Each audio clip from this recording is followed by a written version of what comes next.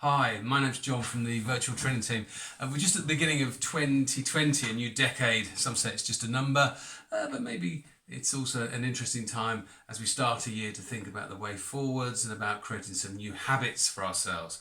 So I'd like to talk about habits, just 3 tips to think about when you're considering maybe changing or improving the habits that you have.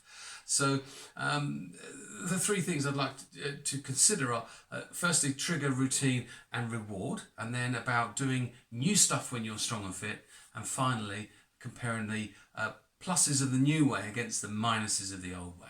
So trigger, routine and reward.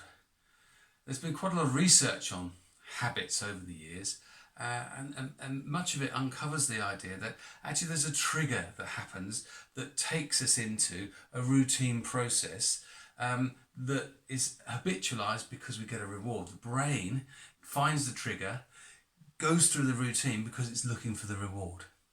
So when you're creating a new habit, often let's go out running every evening.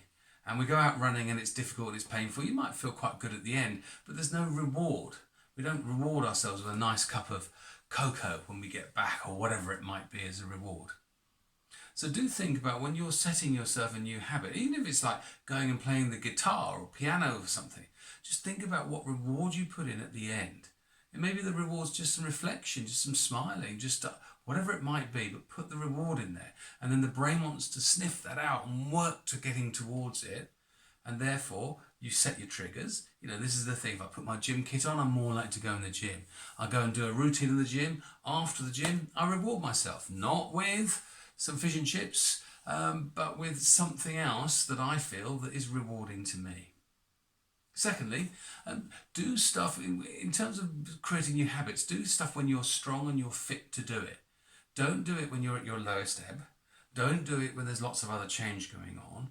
Just find that time when you want to change a habit that you feel strong and you feel fit. Take a lot of, where you're not having to make lots of decisions, so the cognitive load is reasonably low. And just find that time when it's suitable, when you're strong, fit, low cognitive load, and make some good decisions about choosing your new habits. And then finally, when we change things, we often feel loss for the old way, the good bits of the old way. Well, maybe just sit down in your quiet time, if you have a moment, and just think about comparing the positives of the new habit against the negatives of the old habit. And just make that comparison. And keep it stark and keep it clear so you can see this is really worth going for, and this is, in the old way, it's really worth getting rid of. So 3 things: trigger, routine, reward. Find your rewards, the brain will chase them. Secondly, do this when you're strong and fit, maybe with lower cognitive load at that particular time. And finally, compare the positive of the new against the negatives of the old, and make your habits more likely to stick. I wish you the best.